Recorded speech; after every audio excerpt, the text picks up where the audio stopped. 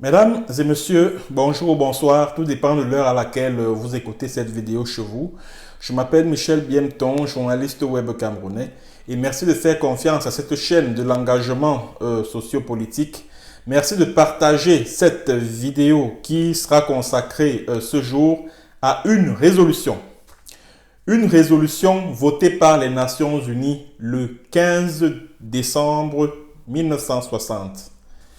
Cette résolution donne le droit aux Ambazoniens ou au peuple du Southern Cameroun de se battre par tous les moyens possibles pour reconquérir son droit d'autodétermination, son droit de disposer de lui-même, son droit de modifier son statut de territoire rattaché à un État indépendant, ce droit qui est confisqué depuis bientôt 60 ans par la République du Cameroun en complicité avec la France, par ce qu'il est convenu d'appeler la France-Afrique.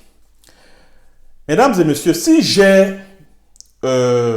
décidé de revenir, parce que j'en ai déjà suffisamment parlé sur cette chaîne, de revenir sur cette résolution, c'est tout simplement parce que l'homme camerounais est têtu.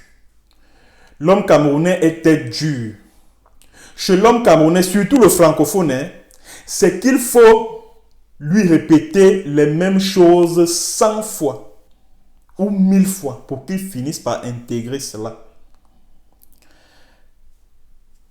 Ce dimanche, du moins depuis quelques mois, sur les débats, au cours des débats radio et télé, sur des chaînes de télévision et radio du Cameroun,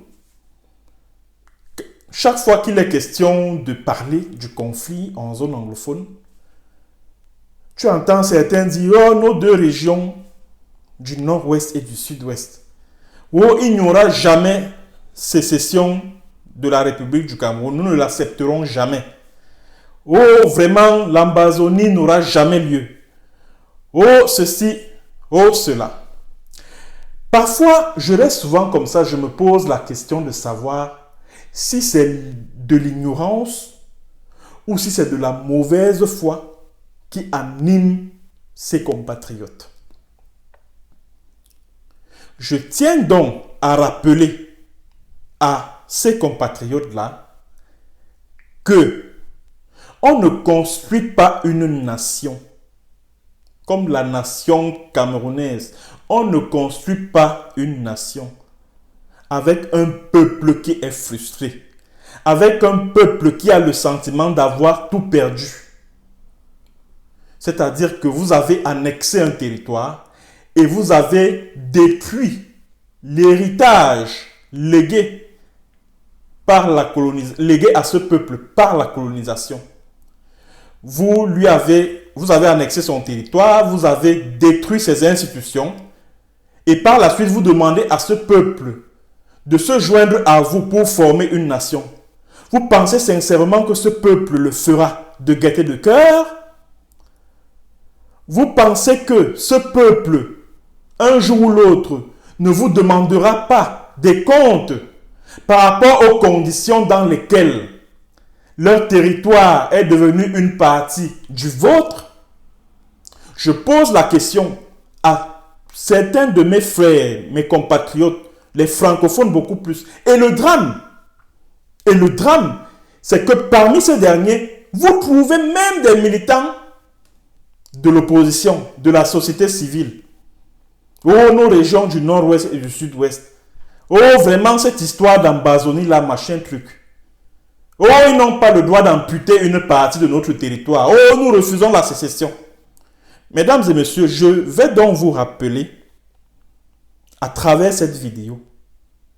Je parle bien de rappel parce que j'ai déjà eu à le dire ici même sur cette chaîne que le peuple anglophone du Southern Cameroun a bel et bien le droit de revendiquer l'indépendance totale de son territoire selon des résolutions votées par l'Assemblée générale des Nations unies.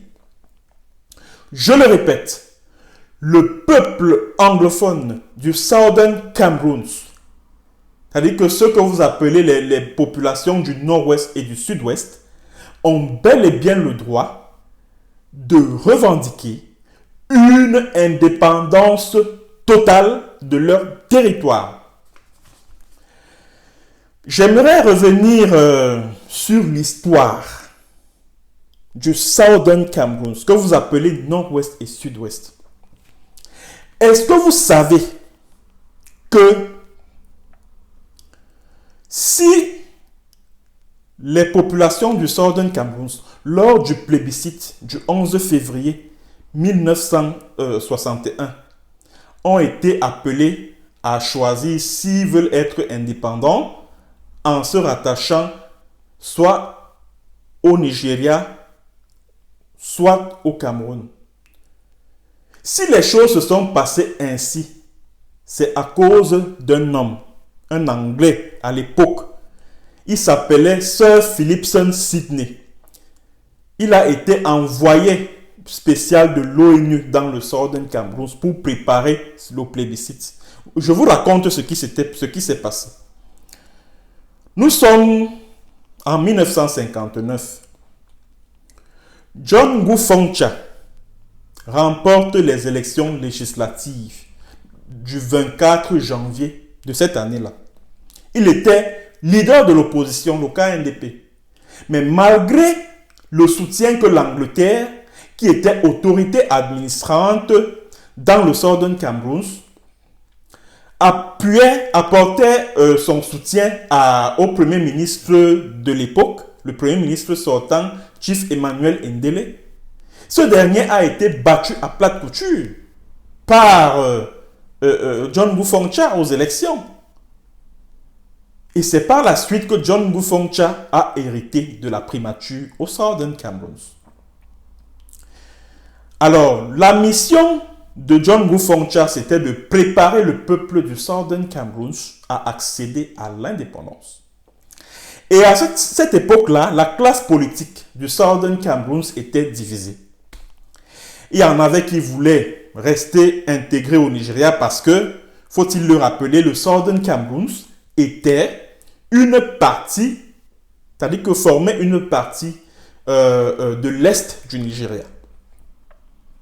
Et il y en avait qui voulaient le rattachement à la République du Cameroun, et ce courant était soutenu par les militants de l'UPC, l'Union des populations du Cameroun, qui estimaient qu'il fallait au préalable une réunification des deux Camerouns avant l'accession à l'indépendance. Bon, il y avait également un autre courant qui voulait l'indépendance totale.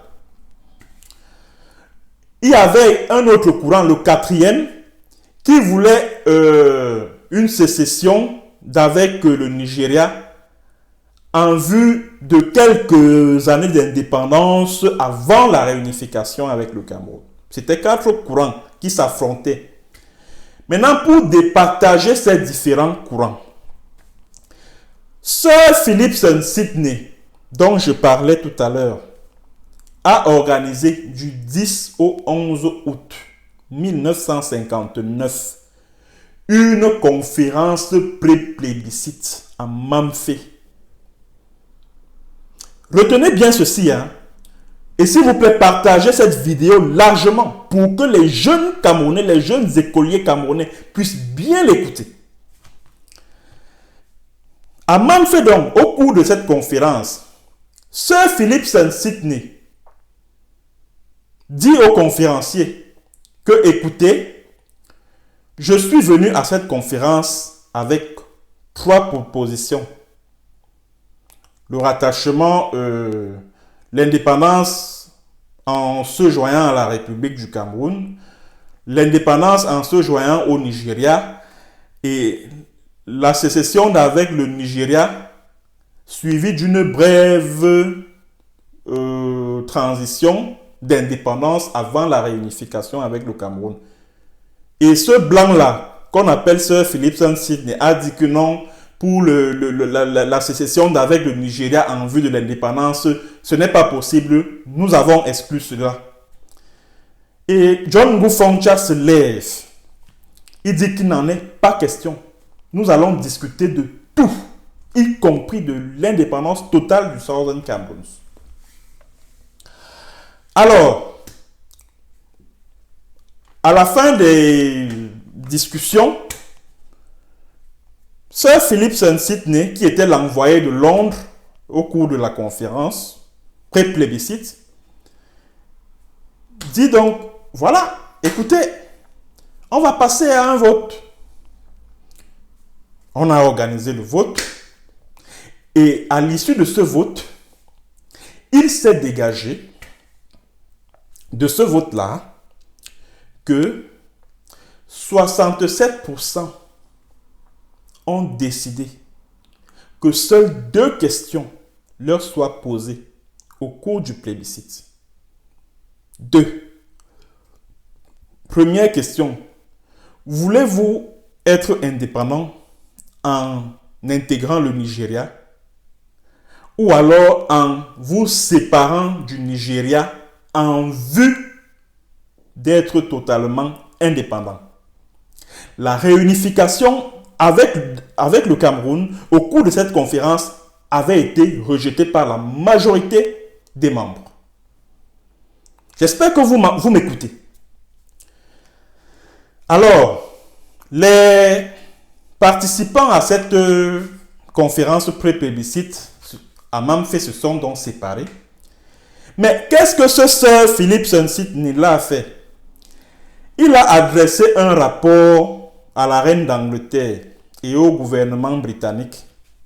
Non, à la reine d'Angleterre, au gouvernement britannique et à Sir Andrew Cohen qui représentait l'Angleterre aux Nations Unies.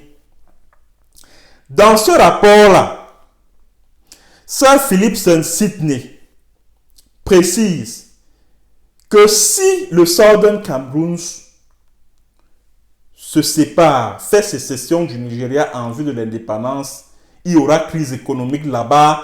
D'ailleurs, le Southern Cameroun n'est pas économiquement viable pour accéder à une indépendance totale et blablabla et blablabla.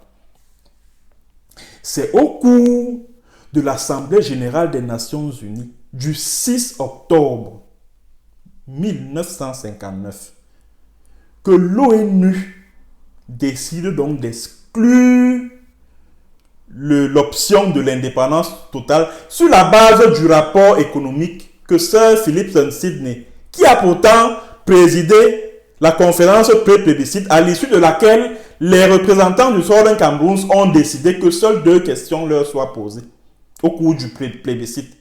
Soit l'indépendance en se rattachant au Nigeria, soit la sécession du Nigeria en vue d'une indépendance totale. Voilà les 2 seules questions qui ont été retenues par la majorité des participants à cette conférence. Et c'est donc dans ces circonstances que l'Assemblée générale des Nations Unies vote une résolution qui prépare, c'est-à-dire que qui fixe la date du plébiscite. Donc, dans la résolution, il est indiqué que le plébiscite doit avoir lieu avant le 30 mars 1961, quelque chose comme ça. Donc, l'indépendance totale ayant été exclue, la réunification avec le Cameroun a été introduite. C'est-à-dire que l'option de la République du Cameroun a été introduite. Et vous voyez donc que le Southern Cameroun n'avait donc plus qu'à choisir entre être indépendant en se rattachant au Nigeria et être indépendant en se rattachant au Cameroun. Pourquoi? Parce qu'il y a certains membres de l'Assemblée générale des Nations Unies dont il s'agit des pays qui prônent le panafricanisme comme le Ghana, comme certains pays de l'Asie, qui ont milité pour que cette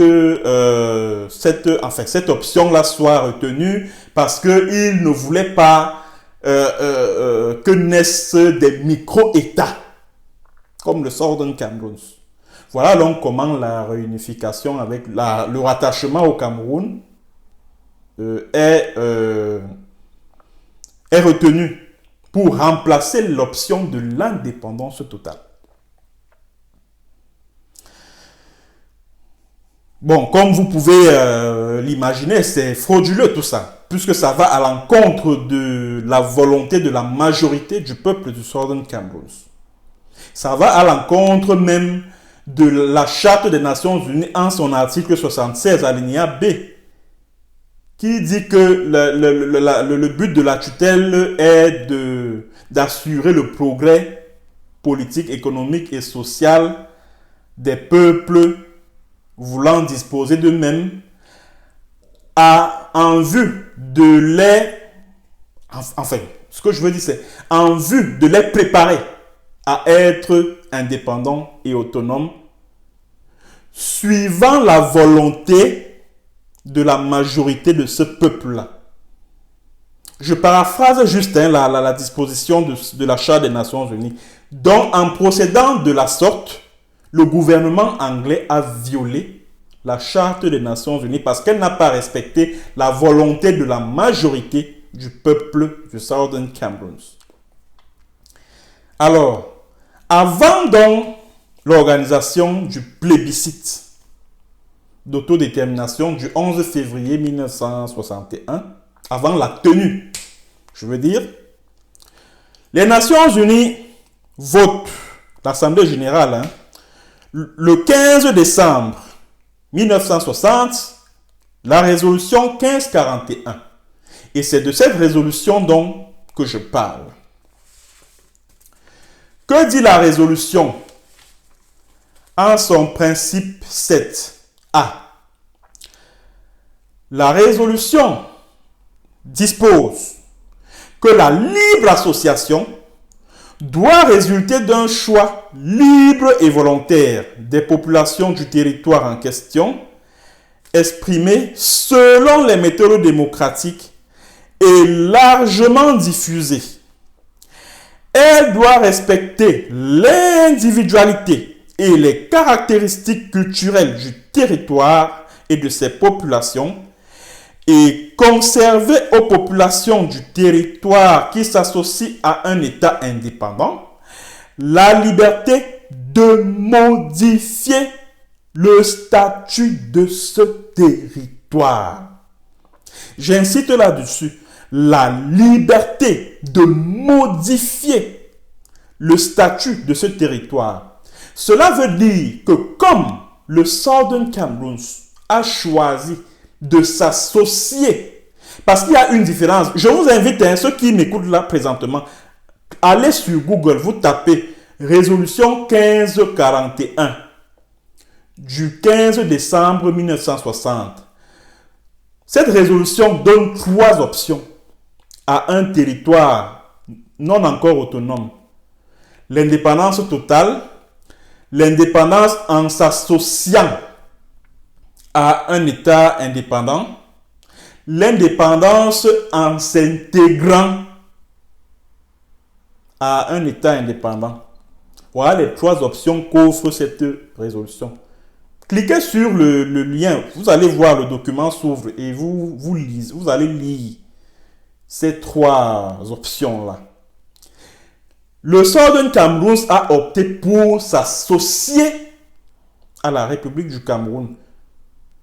Ce qui est le contraire du Northern Cameroun qui, lui, a choisi de s'intégrer au Nigeria comme une province.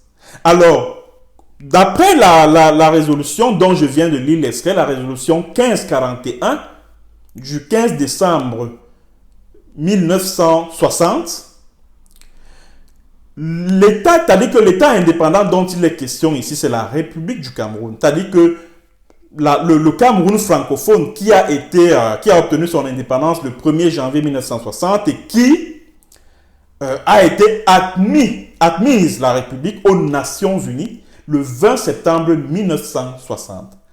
Alors, cette République du Cameroun avait obligation, selon cette résolution, de conserver le droit du peuple du Southern Cameroun de modifier son statut. Ça veut donc dire que le peuple anglophone du Southern Cameroun a bel et bien le droit de vouloir changer de statut. de ne plus être un territoire associé à un État indépendant, mais de devenir totalement indépendant. Ce sont les textes des Nations Unies qui le disent, ce n'est pas moi. Je vous invite à aller lire cette résolution. Elle est là sur le net. Vous pouvez aller lire. Donc, cette résolution-ci leur donne le droit de défendre, c'est-à-dire que de revendiquer leur indépendance. Et la même résolution prescrit que la libre association doit résulter d'un choix libre et volontaire des populations du territoire en question exprimé selon les méthodes démocratiques et largement diffusées. Elle doit respecter l'individualité et les caractéristiques culturelles du territoire et de ses populations.